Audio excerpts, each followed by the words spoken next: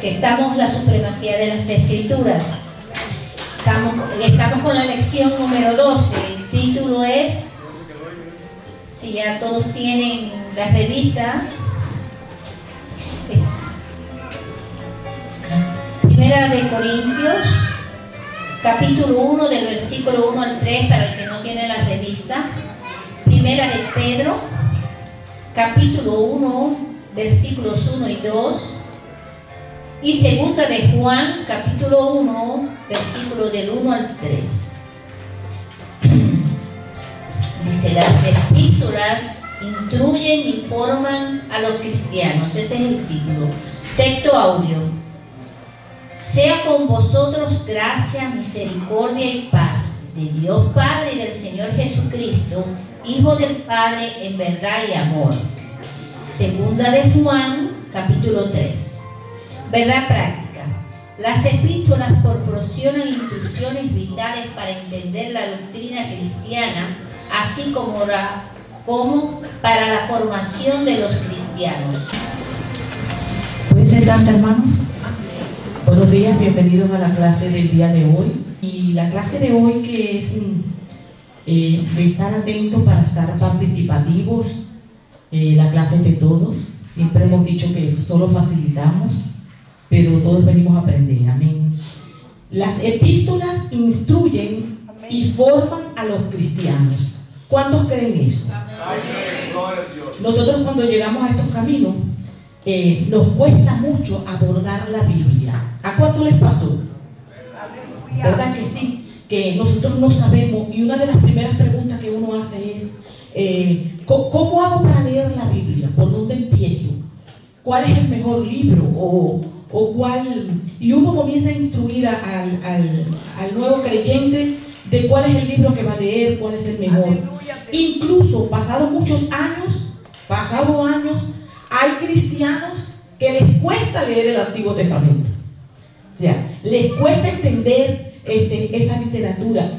Y aún hay una doctrina que se llama de los judaizantes, que ellos, la mayor parte del Nuevo Testamento, como fue escrito por Pablo, que era el que le hacía frente al judaísmo, ellos quisieran que Pablo no estuviera allí en las Escrituras. Ellos no quisieran ni que Pablo estuviera allí, porque sabemos que de los 27 libros del Nuevo Testamento, Pablo escribió 13 cartas. Aun cuando en letras y en texto proporcionalmente esas 13 cartas no forman un 50% del Nuevo Testamento, sino como un 27, un porcentaje así más o menos en cuanto a texto, para nosotros fue la enseñanza contundente, porque Pablo fue ese apóstol que Dios levantó, llamó, como muchas veces nosotros quisiéramos, lo llamó directamente. Como nosotros oramos, que llame a nuestra familia, Señor, como hiciste con Pablo, mira a mi hijo rebelde, mira mi madre, mira a mi hermano que no quiere entender. Si como Pablo tú te le apareciera y le dijera, dígame el nombre de un familiar de usted que quiere que el Señor le hable. Uno solo que diga, ¿quién? Juan. El pastor dice Juan. El pastor quiere que a Juan se le aparezca como a Pablo y le diga, Juan, ¿por qué me persigues? Porque es verdad, hermano, uno a veces tiene familias, tiene que uno dice, ya yo no encuentro qué hacer, ya yo le he hablado, le he dado testimonio con mi vida, él ha visto lo que Dios ha hecho en mí, y no pasa nada. Habrá que analizar si de repente no está viendo nada que haya hecho en mí. Habrá que analizar el testimonio, hermanos, ¿verdad que sí? Uno tiene que analizar el testimonio. ¿Será que no ha visto nada que ha hecho en mí? O dirá, a seguir así como esa, mejor me quedo así como estoy. Hermano, sí, porque el testimonio, mi hermano lo dijo estos días, yo doy fe del pastor Enney, porque ella mira el testimonio. O sea, nosotros miramos eso contundentemente, y eso era lo que le pasaba a Pablo, que Pablo no era creíble, no era creído, no era aceptado, porque era conocido como ese perseguidor, y al que lo veía iría a una congregación con su Biblia, vamos a decir, ahora como es un pergamino, voy a predicar, y en vez de la gente sentarse huía porque los podía llevar a la muerte. No era fácil recibir a Pablo en ese tiempo, ¿no? No era fácil porque era perseguidor de la iglesia. Imagínate que tu enemigo, el que te perseguía, un día se aparezca aquí arrepentido, aceptar a Cristo y tú sales corriendo, hermano. Pero gloria a Dios que muchos enemigos Dios trae a la casa, porque Él dice que los amemos. Qué difícil es amar a los enemigos. Y eso le costaba mucho a la iglesia cuando conoció a Pablo. Recibirlo como hermano, como amigo, eso fue algo muy difícil. Pero estas epístolas nos instruyen y nos forman como cristianos. Amén. El objetivo general de la lección de hoy es presentar las doctrinas dadas a la iglesia del Señor por estos autores de las epístolas del Nuevo Testamento. Sabemos que en 1 hora o 1:30 no lo vamos a hacer. Para eso nosotros tenemos la Biblia en casa y la vamos a ir leyendo y vamos a seguir creciendo en el Señor. Seguimos, hermanos, seguimos en la lección. Vamos a ir pasándola rápidamente. ¿Cuál es la introducción que tenemos aquí? Que las epístolas tienen la función de instruir y formar a los creyentes para vivir una vida que agrade a Dios. Aleluya. Formación del carácter del creyente para cumplir su propósito y llamado. Perfeccionar la fe del creyente mediante la palabra de verdad contenida en las epístolas, que también registran la evidencia del cumplimiento de la palabra dada por Dios. Preparar a los creyentes para el encuentro con el Señor y el rapto de la iglesia. Yo quiero indicarles algo, hermano, antes de continuar con la clase. Muchas gente y muchas doctrinas dicen que la Biblia es los primeros libros de la Biblia, que es el Antiguo Testamento, porque esa fue la escritura que el mismo Cristo citaba, porque este Nuevo Testamento no estaba escrito. La escritura que tenía la antigua iglesia era la Torá, era aquel libro escrito por Moisés, con lo que ellos se guiaron, y eso era lo que el Señor citaba en las escrituras. Pero eso es llamado Antiguo Testamento, por eso está dividida en dos, ¿verdad? Pero este Nuevo Testamento, que fueron estas cartas que escribieron con la venida del Espíritu Santo y con la formación de la iglesia, es donde se devela el misterio escondido por los siglos de que Cristo tenía que venir y morir y ser el autor de eterna salvación. Esta forma y este detalle y esta revelación de la palabra del Señor desde Mateo hasta Apocalipsis no estaba escrita, más fue escrita, como dice la palabra del Señor, para enseñanza nuestra, para enseñanza de usted, enseñanza mía, de mis hijos, de mi generación. ¿Para qué? Para que la salvación y ellos conozcan por qué Cristo murió, porque esas profecías de que Cristo tenía que morir y que la iglesia iba a nacer, que iba a haber un pueblo que él iba a escoger para darle celo a Israel, porque él dice: llamaré pueblo a uno que no era mi pueblo. Aleluya. Israel no entendía, porque ellos sabían que eran el pueblo de Dios, que los demás pueblos eran paganos, que eran el único pueblo de la tierra al que Dios les hablaba, y ellos no entendían esta gracia que Dios iba a derramar en el mundo entero y que iba a extender esa fe que le prometió a Abraham, que dice que lo iba a bendecir y que iba a tener muchos hijos como las estrellas. Bueno, esas estrellas son ustedes, somos nosotros, como la arena del mar.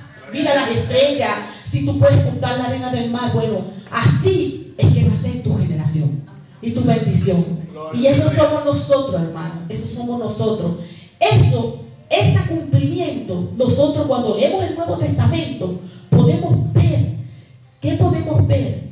El cumplimiento de lo que se escribió proféticamente en el Antiguo Testamento, lo podemos ver hecho realidad en el Nuevo, cuando Jesús en Lucas 4 agarra el rollo y lee acerca de aquel que iba a venir a libertar a los cautivos, que iba a sanar, que era él mismo. Y él dice: hoy se ha cumplido esta escritura. Muchas de las cosas que nosotros leemos en el Nuevo Testamento son el cumplimiento de lo que estaba escrito allá, pero no, usted ni yo no íbamos a poder saber si el Nuevo Testamento no hubiese estado escrito.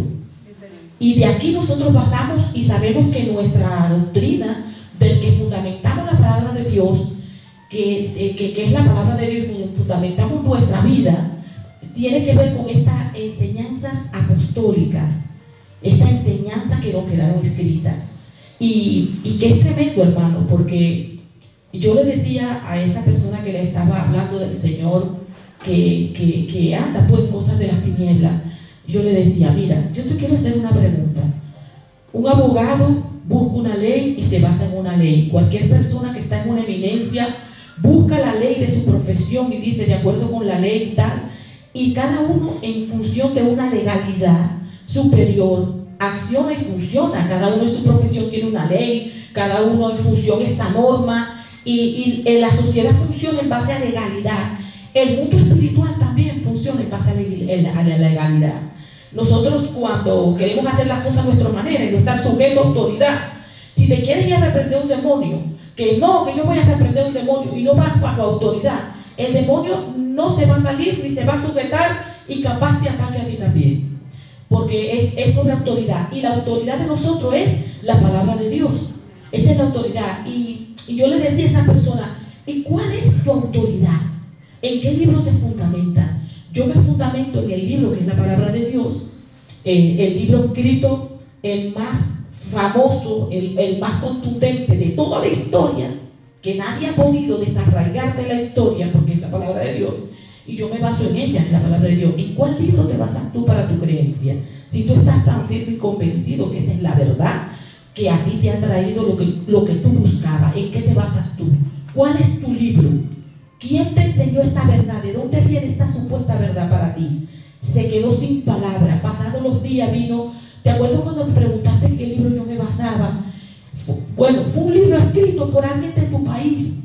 Es un médico, yo le digo, por alguien de mi país, y ahí todo el mundo está perdido.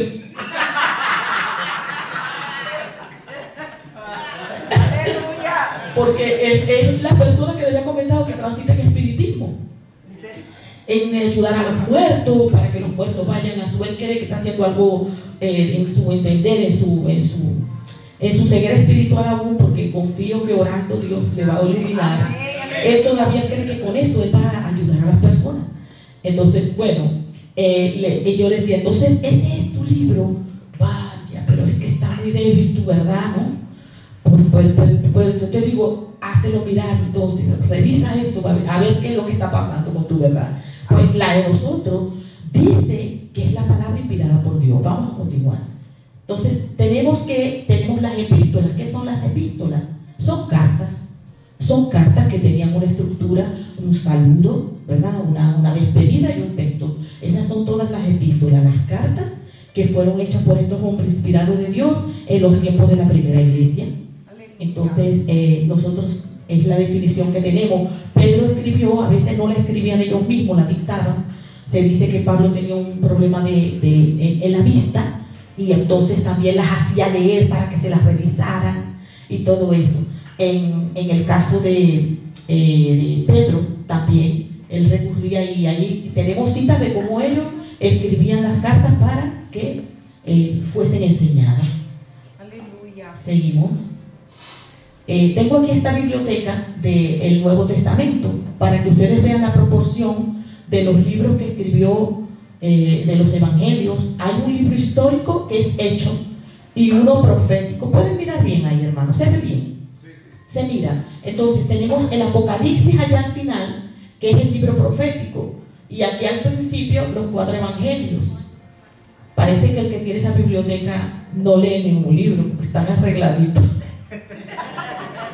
Que no nos pase a nosotros así, hermano, que estén ahí en la biblioteca bien bonito, porque aquí donde uno va hay una biblioteca bien bonita con un poco de libros así acomodaditos, pero no los leen. Son de adorno. Sí. Gálatas, tenemos el libro de las cartas paulinas. Fíjense la proporción en carta, más, como les digo, el porcentaje de escritura no es tanto así como un 50%, porque es como un 27% en letras que Pablo escribió. Entonces son 13 cartas, son 13 que Pablo escribió a todas las iglesias, y dentro de esas cartas que él escribió hay unas personales y pastorales directamente, y otras a iglesias.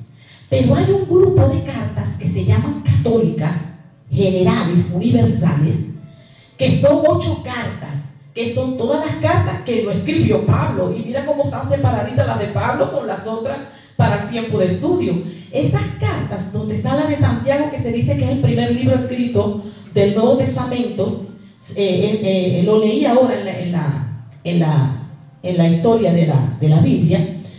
En el Nuevo Testamento es uno de los primeros que se dice que está escrito, pues.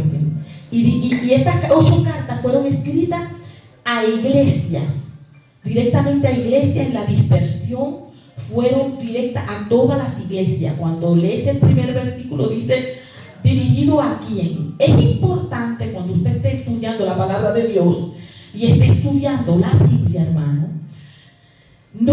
primero, no practique eso que muchas veces practicamos casi todos aquí, que nos enseñaron en nuestros tiempos: ora y abre la Biblia y lo que te salga es ahí. Entonces, nosotros estudiamos la palabra de Dios de forma metódica, porque el Señor nos habla a través de toda ella. Y cuando queremos consultar algún aspecto, lo buscamos en la concordancia. Señor, ¿qué dices tú acerca del odio? O acerca de la falta de perdón. ¿Qué dices tú acerca del amor? ¿Qué dices tú acerca de un tema? Uno lo busca específicamente, estudia el tema en la Biblia, ¿verdad? Nosotros estudiamos la palabra del Señor de esa manera, de forma metódica, tenemos así, y tenemos esta estructura de cómo nosotros debemos estudiar la Biblia y cómo nosotros la debemos ir seccionando para entender. Y bueno, hay gente que dice que cuando va a leer la Biblia, yo tengo que comenzar por Juan. A mí me dijeron, cuando yo conocí al Señor, que el libro de Juan era el libro para el nuevo convertido que quería conocer una relación con Cristo, era leer el libro de Juan. ¿A cuánto le dijeron eso? Y nosotros también recomendamos eso. Y nosotros tenemos que, el libro de los Hechos, que contiene toda la historia de la Biblia, y yo siempre digo, este libro se sigue, de hecho, el libro de los Hechos se sigue escribiendo, porque el Espíritu Santo sigue escribiendo en tu vida y en la mía los hechos que el Espíritu Santo está haciendo en cada uno de nosotros. Incluso la Biblia dice que si todos los hechos de Jesús, y yo digo, agrego, todos los hechos de los apóstoles hubiesen escrito todo, dice, no cabrían los libros, decía Lucas el historiador, no cabrían los libros en la tierra de todo lo que el Señor hizo. Y entonces, pues eso, nosotros tenemos que ser metódicos en la lectura del Señor, de la palabra y en la escritura. Así que tenemos Hebreos, Santiago, Primera, Segunda de Pedro, las 3 cartas de Juan y Judas, la tercera de Juan. Decía un hermano, yo estaba mirando allí que un hermano decía que el apóstol más veloz era Juan, porque él tenía primera, segunda y tercera. Los demás llegaban hasta la segunda, pero él llegaba hasta la tercera. Que era el más veloz de todos. Pero a mí me parece que cuando yo leo la escritura de Juan, que Juan era como más bien pausado, como que él era así amado, a ese amor que yo no me lo imagino, pero me imagino verlo a Pedro, el que sacó la espada. Pero no me imagino a Juan así tan veloz. Me lo imagino meditativo. Me imagino el carácter de Juan así como apacible. Así me lo imagino yo. Seguimos, hermano. Entonces las epístolas paulinas están divididas en 2 para efectos del estudio. Las que están escritas a la iglesia, que fue Romanos, Corintios, Gálatas, Efesios, Filipenses, Colosenses 1 y Primera y Segunda de Tesalonicenses, y las pastorales, que eran las personales, las que se le escribió a Tito, a Timoteo y a Filemón. Estas cartas directas ahí personal a Tito, que era su hijo amado, decían, y Timoteo. Ellos, bueno, directamente fueron fieles y recibieron de Pablo toda la enseñanza. Ellos podrían ser como el típico ejemplo de la oveja que un pastor quiere tener, ¿verdad, pastor? Amén. De personas que aprenden, que crecen, que son instruidos, que escuchan la instrucción, que dan testimonio, y que Pablo podía decir, me voy a morir tranquilo de que no corrí en vano. Porque cuando veía a Tito y veía a Timoteo, decía, no corrí en vano. cuando veía el crecimiento de la iglesia. Yo dejo relevo, yo le doy gracias a Dios porque no voy a llegar con las manos vacías. Que el pastor diga, bueno, me puedo morir tranquilo, me puedo ir tranquilo por Alemania, me puedo ir porque sé que tengo Titos, sé que tengo Timoteos, al que puedo confiar, que son gente de testimonio. O como cuando nosotros nos vinimos confiados de que dejamos unos Timoteos y unos Titos para seguir la obra. Eso es lo maravilloso que nosotros podemos juntar. Seguimos, hermano. Las epístolas paulinas nos instruyen. ¿En qué nos instruyen? Vamos a leer aquí, hermano, alguien que lea. La salvación por gracia a través de la fe en Jesucristo. La justificación por la fe. La santificación por el Espíritu Santo. La segunda venida de Jesús y el rapto. La resurrección de los muertos. El juicio final. La vida eterna. ¿Y qué más dice usted? ¿En qué lo instruye? ¿En qué más lo instruye? Cuando usted lee, ¿en qué siente que lo instruye? Cuando lee el Nuevo Testamento. En el día a día, muy bien, lo más importante. ¿Cómo comportar el cristiano? Como la conducta del creyente. Muy bien, ma. Cuidar los pensamientos y la palabra. Cuidar los pensamientos y la palabra, dice mi hermana, nos enseña. ¿Alguien más le enseña qué más? En su vida diaria, cuando ha leído, lee la palabra y lee el Nuevo Testamento, ¿qué siente que impactó y en qué siente que le ha instruido hasta ahora? Aleluya. La importancia de la iglesia. ¿Eso lo dice? Selma. Ah, que Selma, no te veo. Selma anda en el espíritu. ¿Alguien más, hermano? Cuando lee la palabra, ¿en qué se ha sentido instruido recientemente? En lo que meditó ayer. ¿En qué siente que la palabra le instruye? Yo medito mucho en lo que te dije, en la palabra, la lengua en concreto, porque lo que dices puede destruir o puede bendecir y santificarte a ti y a los demás. Amén. Pero sobre todo el tema de la destrucción a través de... Sí, Señor. Sí, Señor. Eso sí lo medito mucho por temas de mi carácter que estoy trabajando. Sí, bien, Santiago. Bien, hermana, Dios te bendiga por eso. Gloria a Jesús. Sí. ¿Alguien más? La obediencia, Laura. Ángel. Pastora, la palabra está tan perfectamente diseñada que abarca todas las áreas de nuestra vida y nos ayuda a crecer tanto en nuestro ministerio como en el propósito que Dios tiene para nosotros. Nos enseña a caminar justamente en esa dirección, a alejarnos del mundo, alejarnos del pecado y poder vivir el plan que Dios tiene para cada uno de nosotros. Entonces, si la leemos, sabemos hacia dónde tenemos que ser dirigidos y de qué forma tenemos que caminar ese camino que Dios ha planificado para nosotros. Sí, pero Laura. A mí me guía mucho por la convicción que tenía Pablo. Una persona, o sea, que cuando tú lees las cartas, te transmite que el tipo estaba tan convencido que le ha tenido una transformación verdadera, que hasta su forma de hablar cambió. O sea, eso a mí me flipa porque es que tú ves, esto es posible, si fue posible con Cristo, con el Espíritu Santo, en ese tiempo también es posible con cualquiera que reciba la palabra. Y la persona se va a dar cuenta como que una persona que estaba persiguiendo cristianos ahora está escribiendo cartas a las iglesias dispersadas. O sea, tú dices, ¿en qué hueco se metió esto? Y él se metió en la luz, en Cristo. Tú dices, yo quiero que mi familia pueda ser así, yo quiero que mi amigo pueda ser así, y me instruye y me inspira a seguir predicando la palabra, porque tú vas a ver 100% que va a haber un cambio con Cristo Jesús. Gloria a Dios. Gloria a Dios. Es verdad que sí, participen. También desarrolla nuestra personalidad. Gloria a Dios.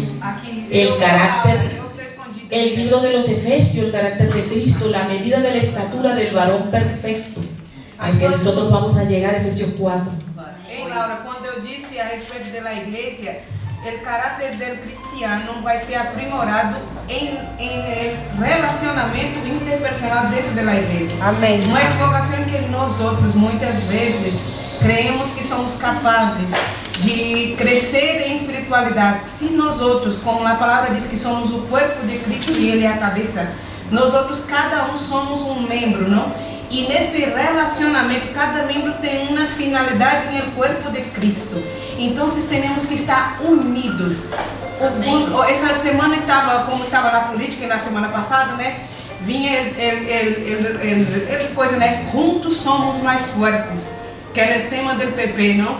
E eu dizia, a igreja tinha que correr esse slogan e inculcar todos os dias em nossa mente, juntos somos mais fortes, porque somente juntos seremos capazes de influenciar o mundo, porque cada um, Deus ha hecho nós outros com determinadas capacidades distintas e nós outros não somos capazes de caminhar solos.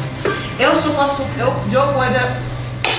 como membro do corpo de Cristo, que é a igreja, sou forte em uma área, o pastor, Laura, cada um, mas nós temos que quitar essa ilusão, essa mentira, que solos podemos fazer algo.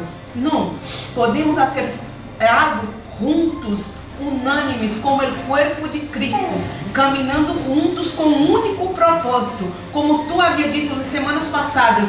Temos que nos conscientizar que juntos e unânimes com um único propósito vamos crescer e influenciar o mundo, não solos, mas crescer juntos com o propósito de que o mundo possa sentir a presença de pessoas que somos partes do reino de Deus em esta terra. Amén, amén. Todo acertado y alineado a lo que es la formación del carácter en la vida diaria, como decía Ángel, lo que dice la hermana que habla de la iglesia y lo que dice Laura, fue acertado, mi hermana. Todo va en función del carácter y de crecer en la iglesia, porque hay gente que cree que puede ser cristiano solo en la casa, pero el Nuevo Testamento habla de una iglesia, habla del cuerpo de Cristo, y hay gente que elige ser cristiano, hermano. Hay mucho, cuando uno busca en las redes, gente que está congregada en su casa, o sea, que no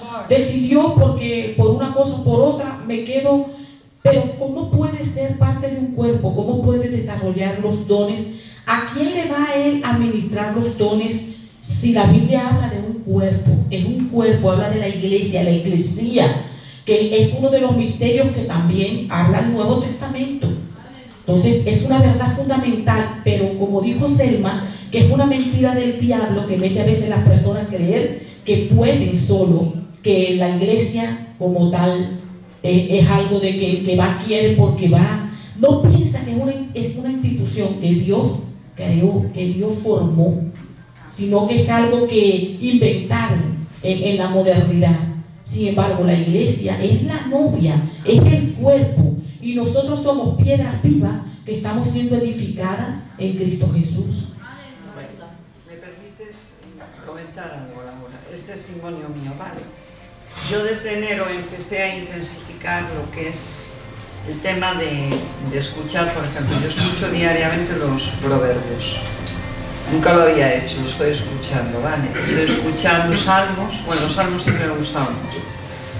Pero sobre todo empecé como a orar mucho más o a hablar más con Dios, vamos a decirlo de tú a tú, como papá Dios. Entonces lo que he notado, por ejemplo, a mí me pasó esta mañana y esto me ha pasado a veces en la iglesia, de venir y de repente echarme a llorar y no saber por qué estoy llorando. Es como una emoción muy fuerte dentro de mí. Y hoy a la mañana me pasó, de hecho me levanté y no iba a venir. Lo estaba justificando, ¿no? Bueno, pues haces esto, bueno, ya fuiste ayer, total, ya, ¿para qué vas a ir otra vez, no? Y puse un evangelio en el cual habla que Jesús, cuando fue al monte con Pedro, con sus apóstoles, y él se transfiguró. Y apareció Elías y Moisés. Y me impactó tanto, tanto, tanto. Ese evangelio me eché a llorar, pero es que fue una emoción tan inmensa, tan intensa dentro de mí, que ahora estoy emocionado, de verdad. que fue lo que me trajo a la iglesia. Gloria a Dios. Hubiera venido. Gloria a Dios. Un aplauso al que vive, hermano. Al que reina. Ese es nuestro Dios. Él es un Dios vivo, poderoso, que se manifiesta en nuestras vidas y que en estos tiempos difíciles pues está más cerca de nosotros para redimirnos, para esforzarnos, para ayudarnos. Cuántas luchas, cuántas pruebas José Ángel no han pasado, cuántas cosas, y ahí firme. Hay veces que yo pienso en las cosas que José Ángel le han pasado desde que llegó a este país. Es para una persona ya decir, ¿y a quién le sirvo yo? Es como una persona que no tiene la convicción o decir, yo voy a hacer las cosas a mi manera, yo soy joven, yo puedo, soy capaz, ¿verdad? Y sin embargo, él ha decidido someterse la voluntad y hacer como Dios quiere, aunque él sabe que puede hacer las cosas de otra manera, aunque él sabe que puede hacer, como dicen aquí, comerse al mundo. Él decide, yo someto este caballo desenfrenado a la voluntad de Dios, este carácter, esta fuerza. Y es lo que nosotros vemos en nuestra vida, y experimentamos, porque es una palabra viva. Pero hermano, vemos aquí que las doctrinas que ustedes leyeron y las cosas que Dios hace son doctrinas fundamentales, que vale el momento decirles que es bueno siempre repasar estos conceptos que fundamentan nuestra vida como iglesia y como cristianos. ¿Cuáles, pastora? ¿Cuáles conceptos? La salvación, la justificación, la santificación, la segunda venida, la resurrección que esperamos, el juicio final y la vida eterna, sabiendo que estos son los fundamentos, las bases de nosotros, de que nuestra salvación por gracia, hermano, y lo digo comenzando por la salvación, que nosotros vamos a ver qué es y cómo a veces mucha gente no disfruta el ser salvo. Todavía piensa que tiene que trabajar mucho para ser salvo. Y para ser salvo no tienes que trabajar, porque alguien murió por ti. Amén. Para santificarte, para agradar a Dios, sí. Amén. Pero para salvarte nunca. Aunque tú mueras por ti mismo, jamás podrás. Aleluya. Pero la salvación es por gracia. Es un fundamento de lo que tenemos aquí en la palabra de Dios en el Nuevo Testamento. Vamos a seguir, hermano. Continuamos. El hermano Armando se quedó en la gracia de Dios. Venga, hermano, el favor de Jehová está contigo. Aleluya. Las doctrinas más importantes que se encuentran en las epístolas, hermano. Aquí hay unas citas que no nos va a dar tiempo a leer, porque es solamente representativo, porque en realidad cada uno de estos aspectos que están allí en esas 4 cajas están en toda la Biblia. Entonces, la salvación por gracia a través de la fe en Jesucristo, las doctrinas más importantes que se encuentran en las epístolas paulinas o fundamentales, que la leímos en la lista ahora, la salvación por gracia a través de la fe en Jesucristo, no por obra de justicia humana. O sea, sabemos que esto nos distingue de muchas religiones, que ellos, la religión como tal, el concepto como tal es el hombre salvo por su propio esfuerzo. Es lo que llamamos moralidad, moralmente bueno. Y la gente que cuando dicen se murió, él era muy bueno, que Dios lo tenga en la gloria. Pero allá nadie entra a la gloria porque era bueno, sino porque era malo, pero que Jesús lo limpió. Amén. Entonces, la salvación por gracia a través de la fe en Jesucristo, no por obra de justicia humana. Es una. Cristo es suficiente, enseñanza cristocéntrica. Cuando decimos cristocéntrica, el ego, el yo, desaparece. Aleluya. Porque nosotros morimos. Gloria a Dios. Estamos muertos con Cristo y que el Señor nos reviste de Él. Y Él quiere que esa vestidura nosotros la conservemos. Usted, en el libro de Josué, donde habla, creo que es el capítulo 3, que habla cuando aparece el ángel al sacerdote allí y le quita las vestiduras viles y le pone vestiduras limpias. Es como el ejemplo de lo que el Señor ha hecho con nosotros. Nos limpió, nos hizo todo lo que el Señor hizo con nosotros en la justificación. Entonces, Cristo es suficiente, dado a la iglesia por cabeza. Él fue el que eligió a la iglesia, Él fue el que la redimió. Y la iglesia está escondida con Cristo en Dios y para su gloria. La iglesia está redimida, limpiada, salvada, todo. Y todo lo que hace la iglesia es para la gloria de Dios. Así que no hay nada de qué gloriarse, sino en nuestras debilidades, como decía Pablo, porque todo lo que hagamos, sea de palabra o sea de hecho, es para la gloria de Dios. Así que es en nuestra mente, en nuestro corazón, nosotros en Cristo, lo que cuando vamos a la iglesia, lo que podemos ver es gente rendida, y que la humildad de Jesús es el sello en cada uno de nosotros, porque hemos entendido y hemos conocido que lo que somos y lo que hacemos no viene de nosotros, sino del Espíritu de Dios. Aleluya. Que Él es el que hace y produce el querer como el hacer por su buena voluntad en cada uno de nosotros. Y qué bueno vivir la vida así, hermano, sabiendo y conociendo, descansando en Él, que Él es el que hace todas las cosas en nosotros, que nosotros podemos descansar.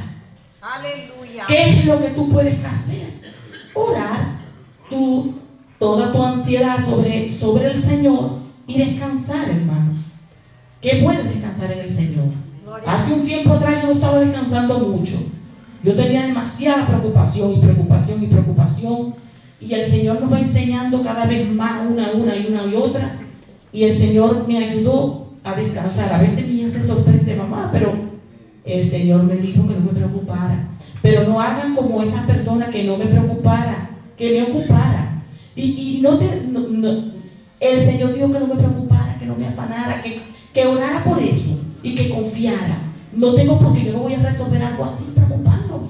Amén. Entonces, mi hija me ha notado un cambio en ese aspecto, y yo sé, Señor, gracias, porque tú nos enseñas, tú nos formas, nos preparas en cada una de las áreas para que el carácter de Cristo pueda ser en nuestras vidas una realidad. El carácter de Cristo. ¿Acaso ustedes notaron a Cristo preocupado en la barca cuando todos se hundían? Aleluya. Él no estaba preocupado, estaba descansando. Estaba descansando. ¿Podemos nosotros descansar en nuestra vida en medio de la turbulencia? Amén. Podemos estar gozosos en el sufrimiento, en la esperanza. Amén. Podemos estar, ¿verdad? Esa paz que antes no tenía, que no sabía dónde iba, qué ibas a hacer, podemos ahora tener esa paz. Amén. Es importante, hermano, es importante, porque una de las cosas que el Señor dijo que nos dejaba era la paz. Aleluya. Y si todavía usted no está experimentando esa paz, como dice, hágaselo mirarlo, porque la paz, tú puedes tener falta de todo, me falta esto, no tengo esto, estoy comiendo esto, estoy comiendo el otro, pero la paz que sobrepasa el entendimiento no puede faltar. Amén. Porque esa fue la que el Señor dijo: mi paz les dejo y mi paz os doy. ¿O acaso no te la dejo a ti? ¿O acaso no me la dejo a mí? Amén. Entonces es importante, porque es el fundamento de una vida cristiana de verdad, que te va a permitir recibir cada palabra, cada enseñanza que está en la Escritura. Entonces, otra de la enseñanza, la venida de Jesús y el rapto de la iglesia, que está lavada en la sangre del Cordero, sin mancha y sin arruga. Coloco la venida de Jesús y el rapto, porque la venida es una cosa, la segunda venida, y el rapto de la iglesia es otra. Y sobre esto hay mucha doctrina y mucha tela que cortar respecto a si los que creen en el rapto antes, en medio o después de la gran tribulación. Entonces allí se dividen muchas cosas, pero el rapto es una realidad. Viene, el Señor prometió que uno será tomado y otro será dejado, y dijo que a la final trompeta seremos transformados, y aún el que está vivo no va a morir, porque va a ser transformado y va a ser llevado. Y nosotros tenemos esa esperanza bienaventurada. Nosotros tenemos esa esperanza. O sea, que hay acontecimientos que vienen y que nos dicen que está cerca. No hay tiempo. Entonces, por eso se dice siempre que es inminente. O hay quienes dicen que inminente no puede ser, porque hay unos hechos que primero tienen que acontecer, ciertamente. Y entonces tenemos la diferencia, la 4, diferenciar la sana doctrina. ¿De qué nos enseña? Nos enseña a diferenciar la sana doctrina de las herejías, y exhorta a los obreros a estar preparados para enseñarla. ¿Cuánto quieren enseñar la palabra de Dios? Amén. Ahí dice estar preparado. Hay que estar preparado y hay que prepararse.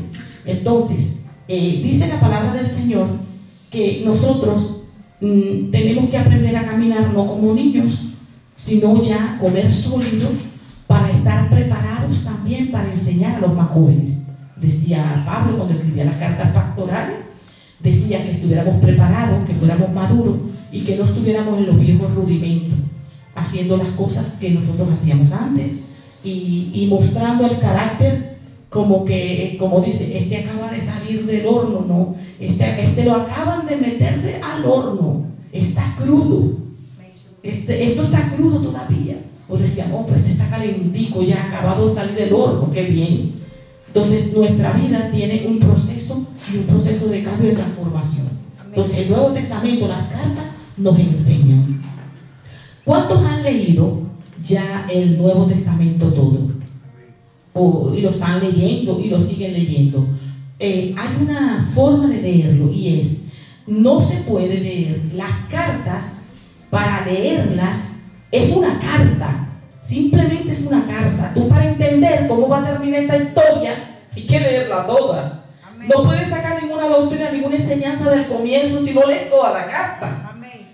Porque fueron instrucciones a iglesia, fueron instrucciones a personas específicos en una circunstancia, y entonces no puedes sacar enseñanza ni doctrina leyendo primero lo primero. Porque muchas veces nosotros queremos lo bueno y vamos a Filipenses y leemos Filipenses y dice, Dios te prosperará conforme a tus riquezas en gloria. Lee la carta porque Él se lo dijo. Porque eran gente demasiado generosa, demasiado que aportaban a la obra, que aun cuando Pablo iba a otras iglesias de Filipenses recibía, ellos le seguían enviando para sus necesidades. Aún cuando él estaba en Tesalónica, estaba en otra iglesia, estaba en el recorrido, allá recibía de los hermanos de Filipenses todavía para la obra. Y la generosidad, esta carta es para reconocer esa generosidad de la iglesia. Entonces, ellos estaban recibiendo esa bendición que las promesas del Señor son condicionadas, y le decía que el Señor pues les multiplique conforme a sus riquezas en gloria. ¿Por qué? Porque era una iglesia que habían sembrado. No habían retenido la semilla de la obra, sino que la habían puesto para la obra. Entonces, las cartas hay que leerlas del principio hasta el final sin sacar doctrina. Ay, que voy a leer Santiago, no, porque la fe sin obra es muerta. Ay, entonces si no tengo las obras, estas obras son para salvación. ¿Y cómo es esto que somos salvos por gracia? ¿Y por qué dice aquí de las obras? Lee la carta completa. No te quedes a la mitad. Y esa misma carta la comparas con el resto de la escritura, pero la palabra dice el Salmo, David decía que la suma de su palabra es la verdad. Aleluya. La suma de su palabra, la verdad, la palabra de Dios se confirma y se interpreta con ella misma. Aleluya. Es con ella misma. Si usted lee algo y no lo entiende, busque las concordancias, vaya hacia adelante, vaya hacia atrás, venga para acá. ¿Qué dijo esto? Pero el Señor dijo, aquí está. Hasta que tú, cuando estás estudiando, encuentras qué es lo que te quiso decir la escritura. Entonces, de allí salen las herejías, las falsas doctrinas, las desviaciones, los pareceres. Pero si nosotros cada uno predica lo que le parece, no estuviésemos predicando la palabra de Dios. Porque estoy predicando lo que yo creo, lo que yo entiendo, lo que me parece. Entonces, nosotros queremos alejarnos de estas disensiones y de estas maneras de mirar. Y queremos pues estar firmes en la palabra del Señor. Porque también debemos estudiarlo, hermano. Porque es fácil que cuando usted no está fundamentado en la palabra de Dios, cualquiera lo desvía. Cualquiera viene y le presenta y usted no sabe discernir qué es mentira y qué es verdad. Por eso es que es importante que conozca la escritura para poder presentar, como decía Judas, ¿no? Contender ardientemente por la fe y presentar defensa ante cualquiera que venga y te quiera decir, no, pero es que yo creo lo mismo que tú. Y es satanista. No, yo también, yo creo lo mismo que tú. ¿Verdad? ¿Y qué haces tú? Ay, ¿verdad que sí? ¿Cómo no? Sí. Y hermano, es fácil, si no está fundamentado en la palabra, ser desviado del camino de la salvación por el que el Señor nos ha dictado que debemos andar. Así que lo que es la salvación, que Cristo es suficiente para la iglesia, su venida, el rapto, el juicio y la doctrina, la sana doctrina que se enseñó, es para nosotros el fundamento de la vida de nosotros como cristianos. Incluso, hermano, hay exhortaciones que se hacen, por lo menos en las cartas personales, que tienen que ver con el contexto de ese momento. Tienen que ver con el contexto del por qué se le dijo en ese momento. Y hay cosas que tú las tienes que leer con el entendimiento, que tú no vas a salir corriendo a hacer eso, porque eso se lo dijo Pablo porque estaba cuando le dijo, mira, no tomes agua, tómate un poco de vino por causa de tu problema de estómago. Y viene un borracho aquí que está saliendo del alcohol aquí en la iglesia y dice, ahí dice que Pablo le dijo a Timoteo, tómate un poco de vino, no tomes agua, así que ya yo dejé de comprar agua y ahora tomo puro vino. Y yo tomo nada más, ¿verdad? Lo que dice, sin elegir el contexto, porque Pablo le dijo que tomara vino, que no tomara agua en ese momento, que estaba enfermo. Era una carta personal. El vino é servido como um cloro. Hoje, por exemplo, hoje se põe um produto em elago para sacar a acidez, não? Então, na época, elago da ciudad provocava enfermidades estomacales, então não teria um produto que para poner em elago para acabar com a acidez. Então, Pablo dijo a Timoteo, devido às enfermidades estomacales, para ele poder vino em el agua, não água em el vino, vino em el agua, para acabar con la acidez del agua. Como una cura, como decir, lo que se usa el cloro ahora, es el pastor que decía que pusiera un vino, un poco de vino, para que el agua fuera desinfectada, porque tenía una acidez y podía, y además como recomiendan ahora que te tomes una cucharada de vinagre de vino, ¿no? De vinagre de sidra de manzana, porque es bueno para el estómago y eso. Entonces era una recomendación que él estaba como cuando uno se encuentra con los, mira, tómate un poco de jengibre, que es bueno para esto, para el otro. Entonces no vayan a hacer una doctrina con eso. Gloria a Dios. Hay que leer con el entendimiento la escritura, porque ya somos, como dice, que debemos ser ya maestros de la escritura y entenderla. Seguimos, hermano. Ya vamos a terminar. ¿Cómo nos forman las epístolas? Advierten al creyente acerca de la santificación, de las falsas enseñanzas, la segunda venida, la supremacía de Cristo, la esperanza de la vida eterna. Esta parece que la repetía. Avanza, hermano. Entonces, ¿cómo nos forman las epístolas generales? Bueno, la de Pedro, esto es como algo, lo más impactante o lo más relevante, aunque toda la escritura lo es, pero para efectos de ahora, se tomó, por ejemplo, las epístolas de Pedro abordan el sufrimiento cristiano y cómo las pruebas fortalecen la fe. El sufrimiento es algo de lo que nadie quiere. Si yo le decía a los hermanos estos días, hermanos, si usted viene a la iglesia porque usted quiere dejar de sufrir, no venga a la iglesia, porque el sufrimiento es uno de los, el sufrir. Ahora mismo, en este curso que yo estaba, yo sufrí agravio. Y yo estaba sacando la enseñanza y yo digo, Señor, gracias, porque me diste el carácter para soportar el agravio. ¿Y qué es soportar el agravio? Es la capacidad de tolerar o resistir ofensas, insultos, tratos injustos o situaciones difíciles sin responder de manera negativa o violenta. Es una actitud que implica paciencia, fortaleza emocional y control sobre las reacciones ante provocaciones o injusticias. Usted no ha escuchado a alguien que usted le está contando algo que le pasó y dice, y tú no hiciste nada. ¿Y qué le dijiste? Pastor, que decía, tú vienes porque sufriste un agravio y tú lo sufriste. Sufrirlo es que te quedaste callada, que no dijiste nada. El otro pareció en ese contexto donde te abordó, la ganó, me la cogí, la pisé. Pero tú te quedaste callada, no dijiste nada, soportaste, sufriste el agravio, no respondiste como quizás lo merecía, no fuiste violenta, te quedaste así, sufriste el agravio. Y cuando se lo comentas a los que aman, dicen, ¿sabes lo que me pasó? Me pasó esto, el otro, y la persona hizo tal cosa, se levanta. ¿Y qué dijiste? Y no le dijiste nada. ¿Y qué hiciste? ¿Será posible?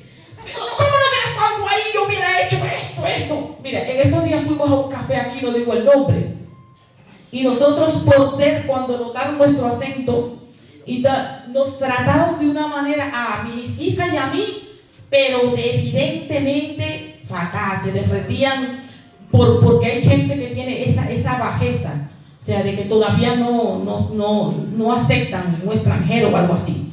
Pero nosotros lo notamos de una manera y lo sentimos. Yo, ¿qué pasó aquí? Pero fue fatal. Era como que éramos enemigos de esas personas que estaban atendiendo ahí. Y cuando mis hijas se lo estaban diciendo a compañeros de trabajo, al jefe, y le dicen, fuimos a un café en estos días y nos pasó esto, y se pararon los dos. ¿Dónde es? Porque voy a ir a poner una queja, voy a preguntar por ese jefe y ese se la ofrecieron. ¿Y ustedes qué hicieron? Nosotros nos quedamos tranquilas, no dijimos nada, pagamos y nos finimos. y aún está pendiente porque tengo que ir a ese lugar y poner una reseña y voy a hablar con ese jefe. ¿Dónde queda? Dame la dirección. No se han quedado tranquilos porque ellos van a ir allí a poner todo esto y lo digo, quédate tranquilo. Nosotros no hicimos nada, nos quedamos tranquilos, pagamos, dimos las gracias y salimos. Pero nosotros no incendiamos nada, no hicimos nada. Entonces, pero sí, hermano, el agravio, soportar el agravio, la ofensa, el sufrimiento, es parte del carácter cristiano. Porque cada vez que ellos venían, Señor, ¿en qué lugar yo voy a estar? ¿A la derecha o a la izquierda? Ay, yo quiero ser.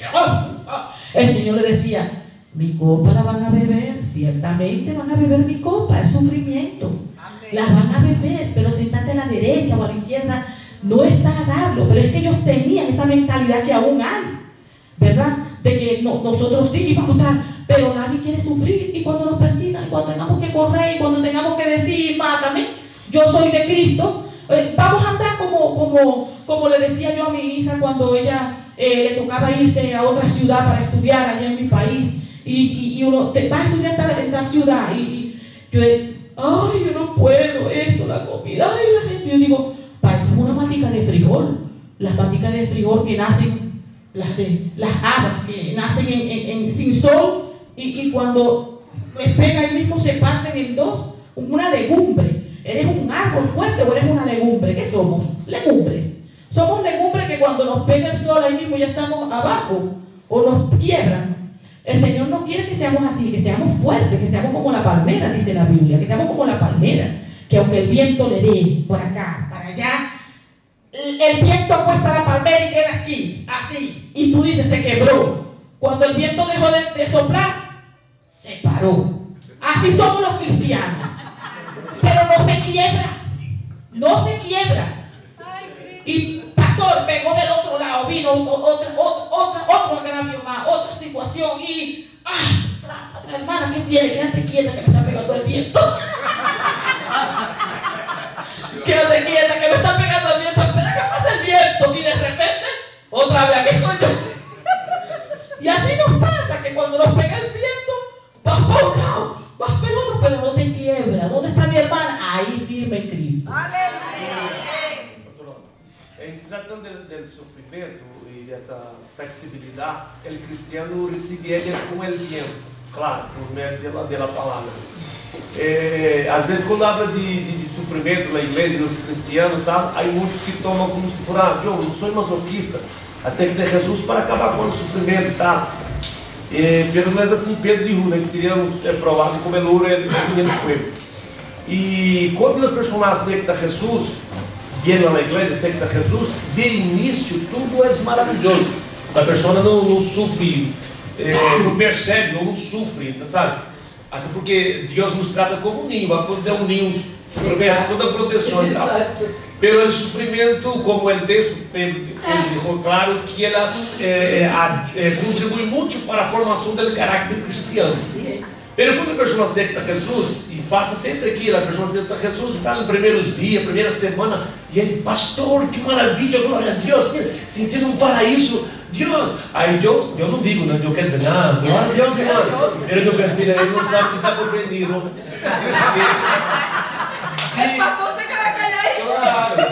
De início tudo é maravilhoso. Itália, parece que ele se amarrou aqui.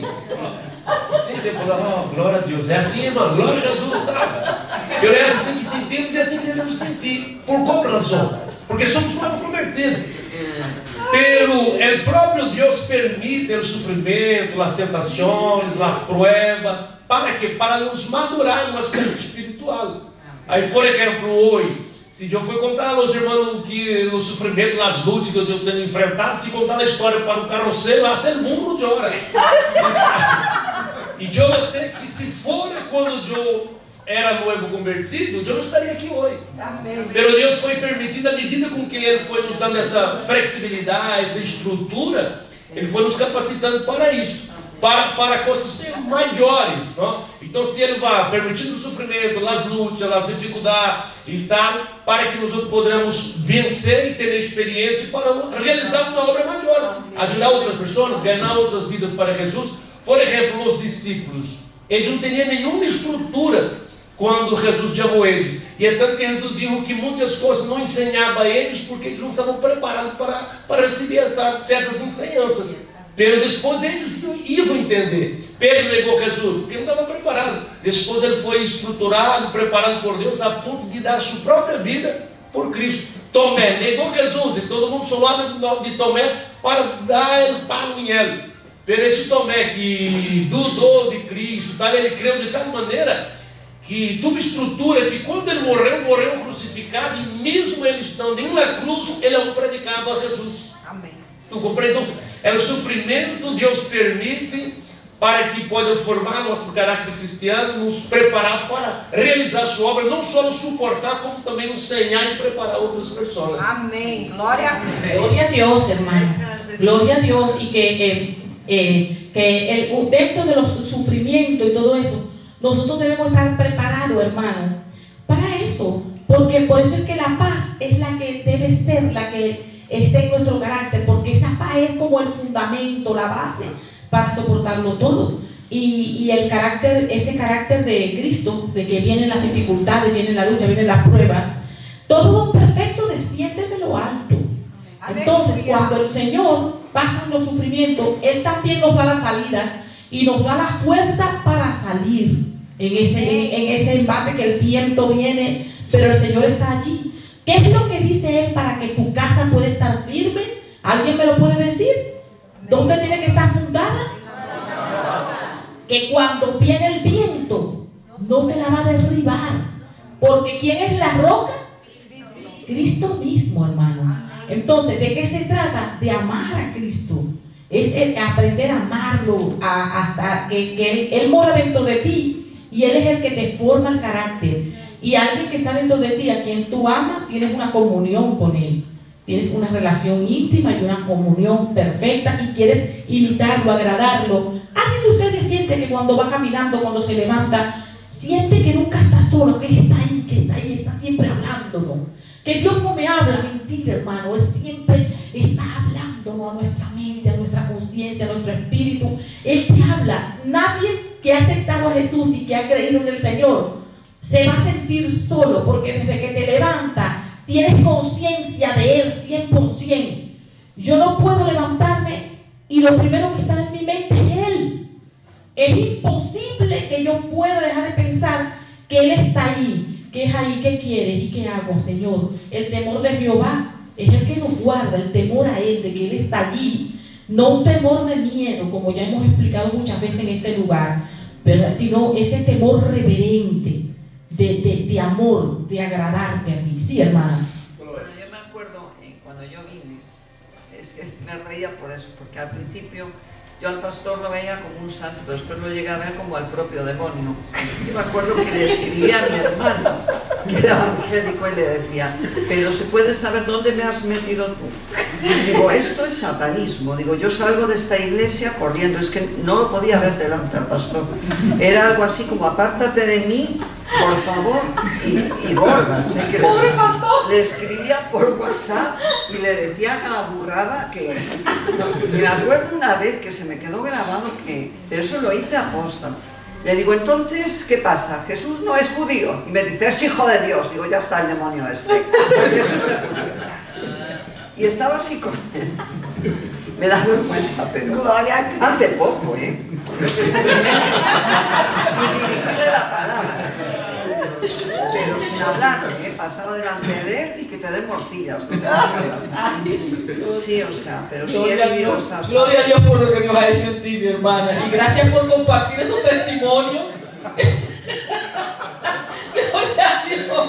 Tenía una enemiga que se daba cuenta. Sí, que el Señor ha tocado a mi hermana, la ha sido, porque es que es verdad. Pero que el sufrir, esta capacidad esta capacidad no le puede faltar a un pastor, hermano. Aleluya. La capacidad de tolerar, resistir, sufrir el agravio, porque ningún pastor va a venir a contender con la oveja, sino que la recibe con amor, la perdona. Es como el mismo carácter de Cristo, que es el pastor de los pastores.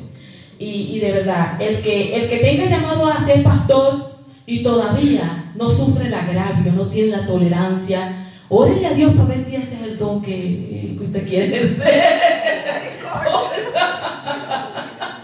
Gloria a Dios, hermano. Sí, es que Dios si te llama, te va a revestir y te va a dar el carácter, hermano.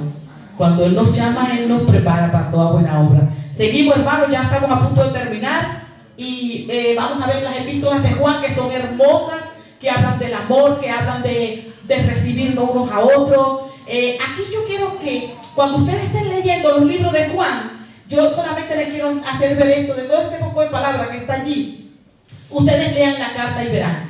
Pero allí, cuando Juan refuta, él está hablándole a esa doctrina que había en ese momento, los gnósticos, que siguen, que esa doctrina siguen, los gnósticos, y hay una que se llama el docetismo, porque ellos dividen que lo bueno es lo espiritual y lo material es lo malo.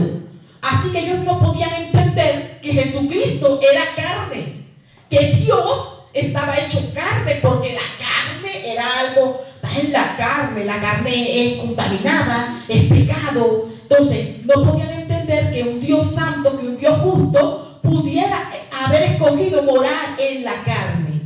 Yo sé de testimonio, hermanos, de testimonio de personas que Dios le ha mostrado el mundo espiritual, que lo ha sacado, cuentan su testimonio. Y hay un testimonio de mi juventud, hermano, de hace 40 años para atrás. 40 años que hay una hermana que se llamaba Bernarda, que yo escuché ese testimonio de ella. Y ella dice que ella estuvo en ayuno y ella también salió del cuerpo. Y ella dice que cuando le tocó volver, Dios le mostró cosas, un ángel, una experiencia. Y cuando le tocó volver al cuerpo, el cuerpo ella no quería entrar, porque ella decía que era como carne podrida. Desde el mundo espiritual, la carne así se veía, era algo podrido. Y ella le decía, yo no quiero volver a entrar ahí, yo no quiero volver a entrar. Y era una cosa. Entonces, más o menos así como ese testimonio, es como veían los docetas, que el docetismo era, y el gnosticismo, ahí me falta una S, gnosticismo, ellos tienen ese concepto dual, malo, bueno, espiritual, material. Entonces, como Cristo vino en carne y era 100% Dios, pero también era 100% hombre, ellos no entendían la doctrina. Por eso cuando ustedes leen Juan, ustedes van a ver la explicación cuando Juan dice, si un espíritu dice que Jesucristo no vino en carne, no es de Dios, ¿verdad? Amén. Porque no, Jesucristo vino en carne. Amén. Entonces sí es de Dios. Y muchas personas, cuando yo también lo he utilizado, de cuando he estado en esos procesos de liberación, yo le he preguntado a la persona si Jesucristo vino en carne. Y hay unos que dicen que no, chillan y dicen que no vino en carne, porque es la doctrina demoníaca, que no acepta que Cristo se hizo hombre, se hizo carne, y que por eso podemos ir confiadamente a plantearle nuestras debilidades. No hay pecado que el Señor no te pueda perdonar, pero Él no perdona si no hay un verdadero arrepentimiento, como le dijo a la mujer, vete y no peques más. Porque hay gente que piensa que el Señor me perdona todo, pero no cambia su manera de ser. Entonces, hasta que no hay una transformación y un verdadero arrepentimiento, no hay un perdón, porque el verdadero perdón siempre está en la mesa. Yo lo tomo como, la forma de tomarlo es con el verdadero arrepentimiento, pero el perdón está allí. Pero la forma de agarrarlo es con un verdadero arrepentimiento. Sin un verdadero arrepentimiento yo no lo puedo tener. Él te lo da, Él todo está ahí, Cristo lo hizo, pero no lo puedes recibir, no lo puedes agarrar sin un verdadero arrepentimiento. Por eso es que el Señor es el que produce en nosotros la tristeza para salvación, que es el verdadero arrepentimiento. Que hay veces que tú estás llorando y no sabes por qué llora, o que tiene, y es el verdadero arrepentimiento. Hay momentos que uno está orando y uno comienza a confesar y comienza a orar, y no pasa nada. Pero hay un punto donde tu misma boca comienzas a orar y empiezas a llorar. Allá hay un verdadero arrepentimiento. Dios te empieza a limpiar un área y empiezas a llorar porque hay limpieza, hay trato de Dios en tu corazón, en esa área, en el momento de la oración. Que no, yo oré sin llorar, pues oraste con gozo, el Señor no trató nada específico o no hubo una disposición de buscar, como el pastor explica cuando está en el momento de la oración, que él dice que quizás hay gente que la primera hora, o quizás tú vas ya tan dispuesto, o ya estás preparado que arrodillarte, ya está ahí la presencia del Señor. Pero hay veces que es más forzado orar, hasta que tú logras empezar a tocar. Pero la presencia, Él está ahí dispuesto siempre a escuchar, pero que nosotros empezamos a manifestarse en nosotros una relación, un calor, algo de los sentidos. Nosotros vamos por fe, pero esa fe trae a los sentidos y trae a la realidad misma lo que es Dios en nosotros. Aleluya. Entonces lo gozamos, lo disfrutamos a Él, en nuestro cuerpo. Por eso somos templo del Espíritu, porque a Él lo disfrutamos y lo sentimos en este templo. Entonces pasamos a la epístola de Hebreo. Hebreo es el libro que no se conoce el autor. Se dice que fue Pablo, Bernabé, los colaboradores, algunos todavía de algún buen alumno de Pablo, pero siempre apuntan que el que escribió el libro de Hebreo, si no fue Pablo, fue un buen alumno de, que podía ser Bernabé, Apolo, Priscila, fue un buen alumno de él. Santiago, que es la primera carta que se escribió, que es la carta a los hermanos dispersos por toda Galacia, por toda aquella Asia menor, ese que Santiago le escribió a toda la iglesia. Y Judas, hermano, exhorta a contender ardientemente por la fe y alerta acerca de los falsos maestros. Judas, el libro de Judas es bien interesante, es solamente ese capítulo, pero hermano, eso está potente, ¿oyó? Eso desde que comienza hasta que termina el libro de Judas, y lo que tiene es una hojita. Eso está potente, ese libro, potente. O sea, si lo quiere leer hoy, léalo cuando llegue a su casa. Pero está potente ese libro. Se lo recomiendo, coja con él hoy. Bueno, hermano, vamos a la otra, vamos a terminar. La doctrina de la justificación. Voy a leer aquí, ¿qué es lo que dice la doctrina? Hay las tres doctrinas fundamentales, una de ellas es la justificación. La doctrina, el pecador es absuelto del castigo del pecado mediante el arrepentimiento y la fe en Jesús, y es presentado ante Dios como inocente, ya no es culpable. Mira, esto es, ¿qué es? El perdón es una cosa, porque una cosa es que te perdonen y no te metan a la cárcel. Escucha la diferencia entre el perdón y la justificación. Una cosa es que tú hayas cometido un delito, vamos a ir al lado de la ley. Una cosa es que tú hayas cometido un delito grave, que tú merezcas una pena de muerte, una pena de cárcel perpetua, ¿verdad? Y que a ti te perdonen la pena, y tú no pagas la cárcel porque te perdonan la pena. Ese es un aspecto.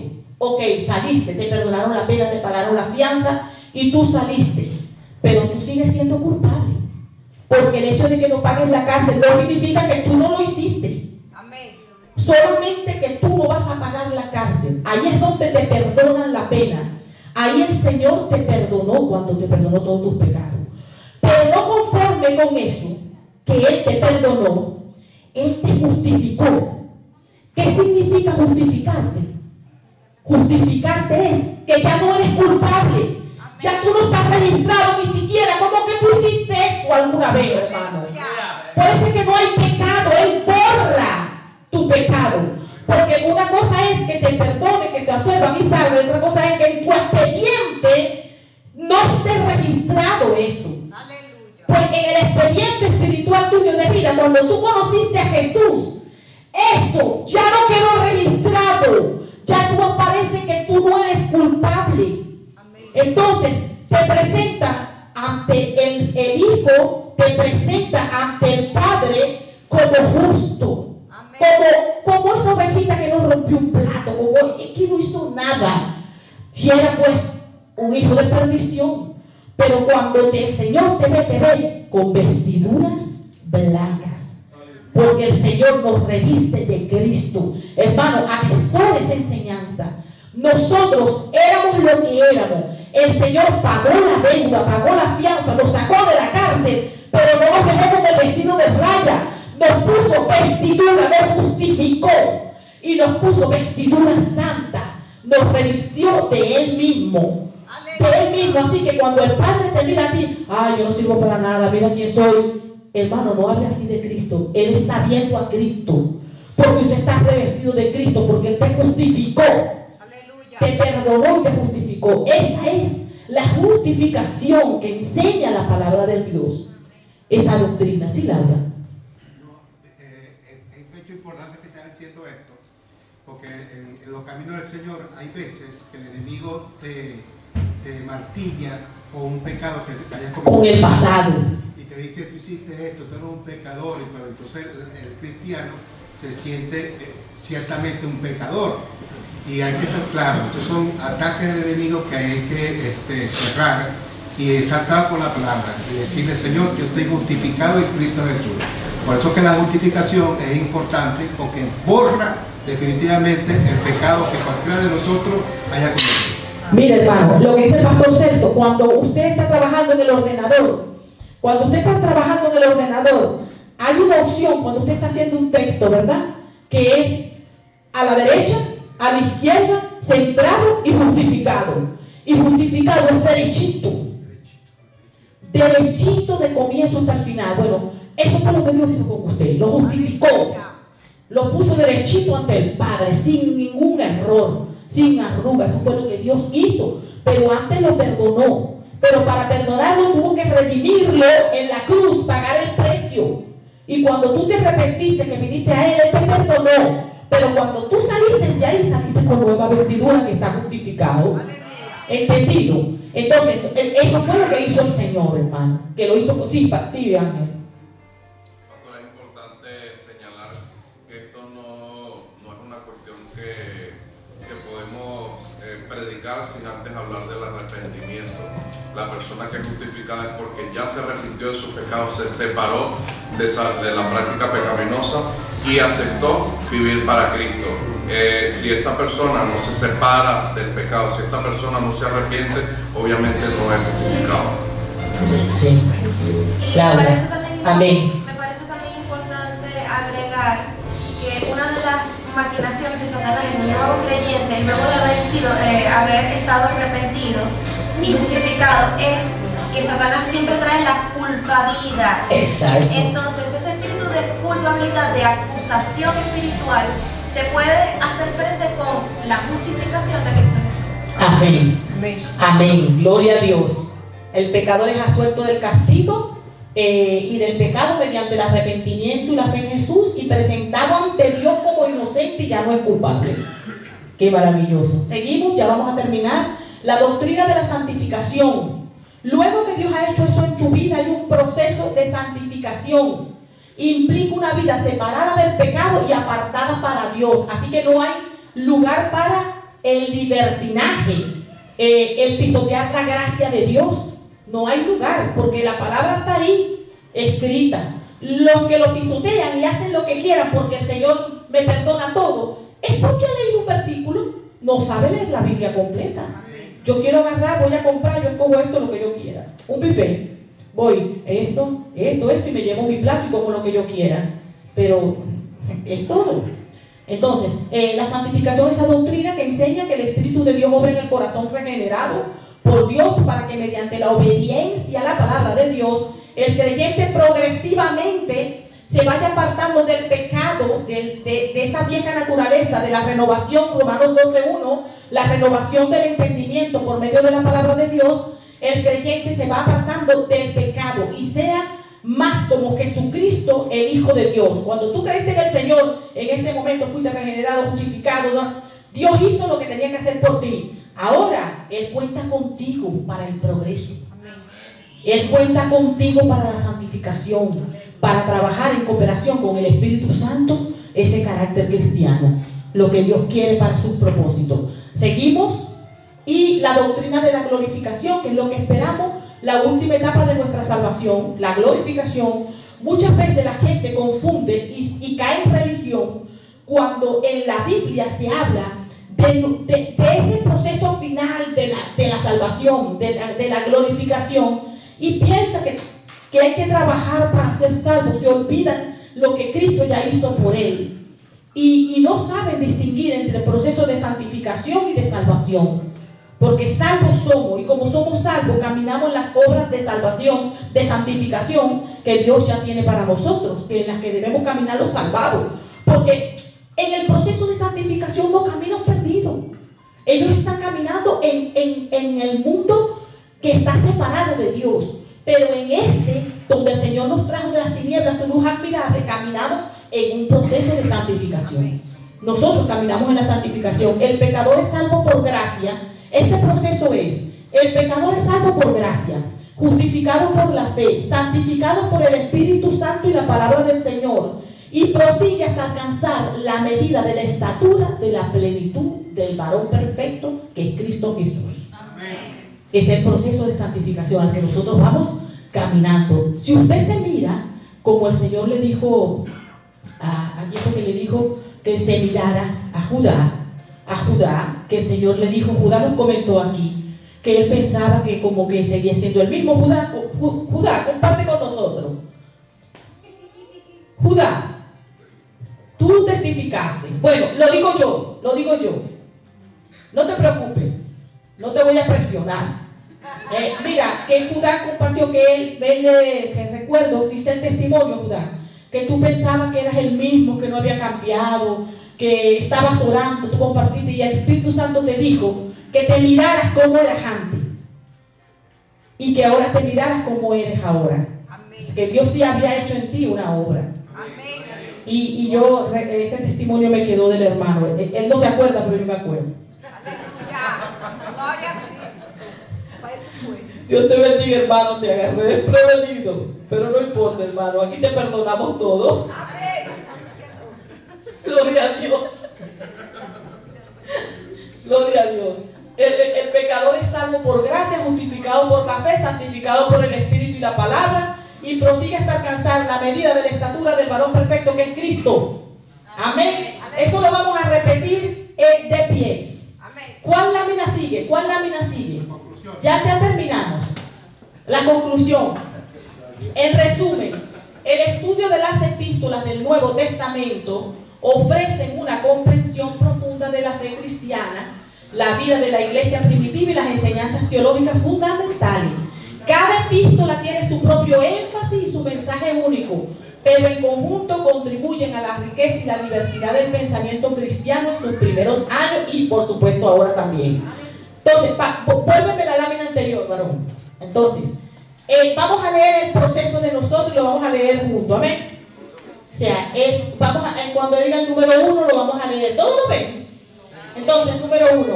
El pecador es salvo por gracia, justificado por la fe, santificado por el Espíritu y la palabra de Dios, y prosigue hasta alcanzar la medida de la estatura de la plenitud de Cristo. ¡Aleluya! ¡Gloria a Dios! Hemos terminado, hermano. Gloria a Dios. Gracias a Dios que hemos terminado, que hemos entendido la palabra del Señor y que nos ha enseñado en esta hora. Amén. Denle un aplauso al que vive y con usted el pastor. Gloria a Dios.